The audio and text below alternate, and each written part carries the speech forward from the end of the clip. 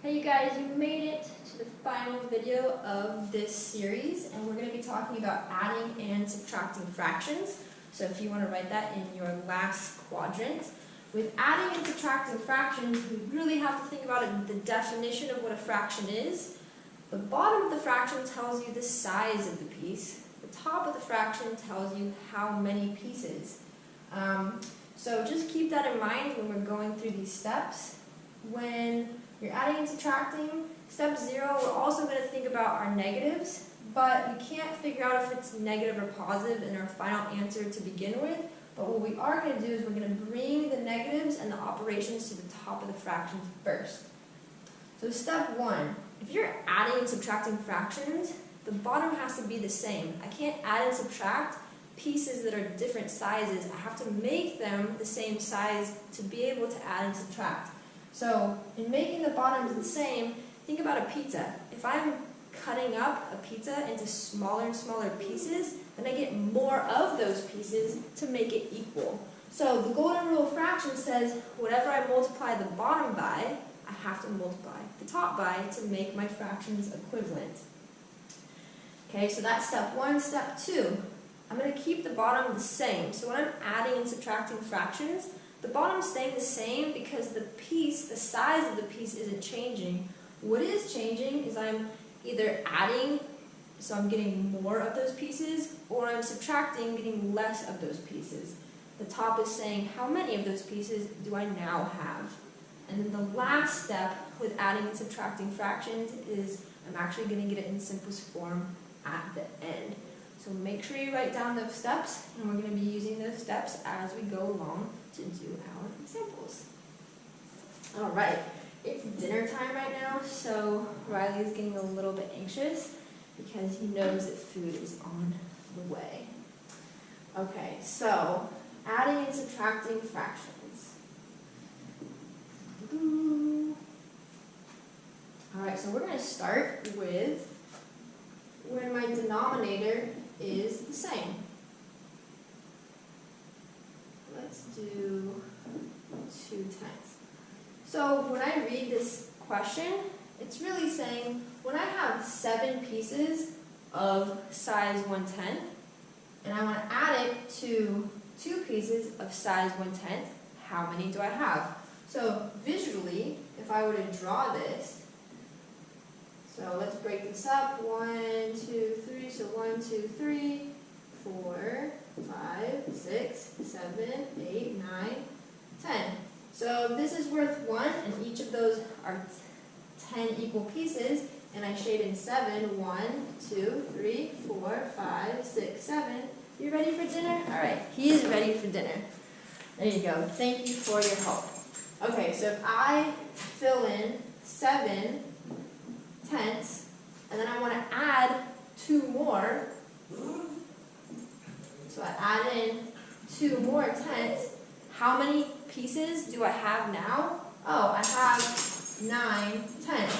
So the only thing that's changing is really the tops. I'm saying how many pieces do I have of that size. So when the bottoms are the same, we keep it, and the tops I'm really adding or subtracting. How many pieces of that size do I now have? Okay, so when the pieces aren't the same, that's when we have to have a least common denominator. Chop it up so that the pieces are the same size. Okay, so without a visual, because we're just doing a fast recap, and Riley's getting a little bit hungry, I'm going to add a half plus 2/5. Okay, so if you see 2 fractions and the bottom's not the same, think about that picture that we just made. I can't add pieces that are not the same size, but what I can do is I can cut them up to make them the same size pieces, and that means I have to find a least common denominator. So a least common denominator means that's the least common multiple. What's the smallest multiple that 2 and 5 can go into? The smallest number that they can go into would be 10. So the least common denominator is 10. I'm going to use the golden rule of fractions to figure out what the tops are. So I say 5 times 2 gives me 10, so I also multiply the top by 2. So if I'm going to cut up my pieces into smaller and smaller pieces, then I have to get twice as many pieces to make it equal. And then on the other fraction, so 2 times 5 gives me 10, so I also have to multiply the top by 2 to make 1/2 equivalent to, so 1 times 2 is 2. So 1/2 is equivalent to 2/10. 2/5 is also equivalent to 4/10. Now, because the bottoms are the same, so after I've come up with the same least common denominator and the bottoms are the same, now I can go to step 2, where I'm going to keep the bottoms because the size of the piece isn't changing, and the only thing changing is the number of pieces. So 2 plus 4 is 6. Okay, so my answer is 6/10, but my last step, so step 3, is I want to simplify it. I need to come up with common factors, top to bottom, if there are any. So 6 and 10 each share a factor of 2, so I'm going to divide the top and the bottom by 2, and my final answer is going to be 3/5. So with adding and subtracting fractions, there are more steps involved, and before you can actually do any operations, you got to make sure that the bottom or the denominator is the same.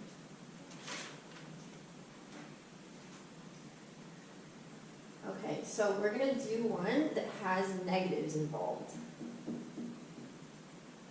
We're going to do negative 2/5 minus 5/6. And actually, let's put that minus in the middle. Okay, so step 0, so what I was saying is that if you have operations or negatives, bring them to the top. So I'm going to bring that to the top of my fraction, kind of already is, but if it's not obvious, bring it to the top. And I'm going to bring this to the top of my fraction as well. So I don't know, I can't figure out if my final answer is positive or negative, but in dealing with my negatives, I'm going to bring them both to the top. So I have negative 2/5 minus 5/6. Because 5 and 6 are not the same, I need a least common denominator. So the smallest number that 5 and 6 go into, the least common multiple of the least common denominator, is 30. Okay, and when I add or subtract those two fractions together, I can say automatically the bottom's not changing. Okay, so I'm going to, again, bring those negatives to the top. Okay, because the only thing I'm actually adding or subtracting is the top. The bottom's just staying the same. Okay, so using the golden rule of fractions, 5 times 6 gives me 30.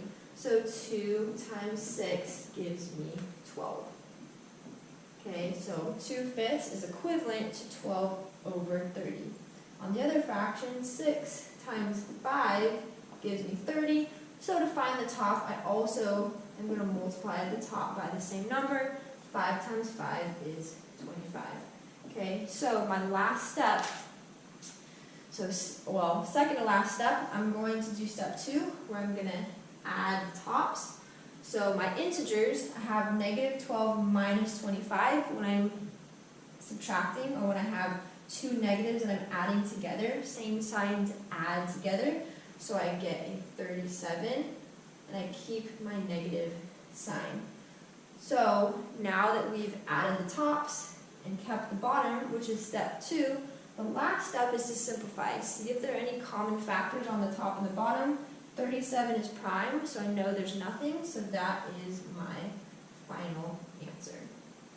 Okay, we're going to do one more problem, and then we're all done.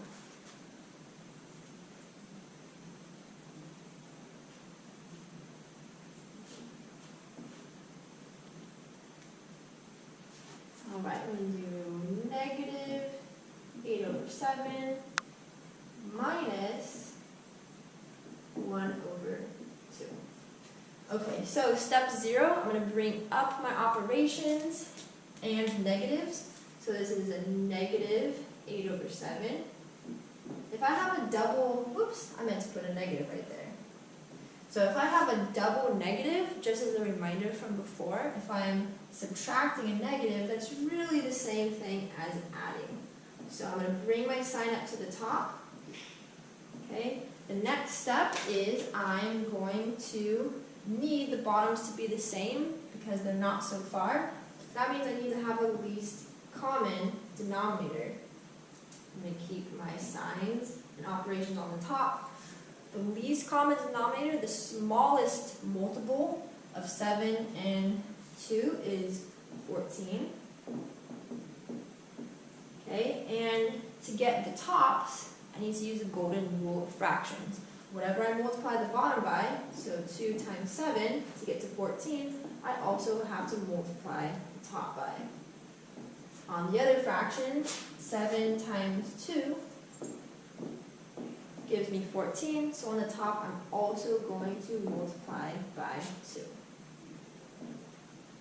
Okay, so now that I have the bottoms the same, the bottom is going to stay, so the size of the piece isn't changing. What is changing is the amount, how many pieces. So the only actual thing that I'm adding or subtracting is the top. So a negative 16 plus 7, different signs are going to subtract.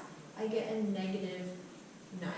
Okay, the final step, simplify it. See if there are any common factors. Top to bottom, 9 and 14 do not share any common factors, so that is my final answer. So hopefully this quick recap helped you, and I hope that you enjoyed it, and I will see you next time.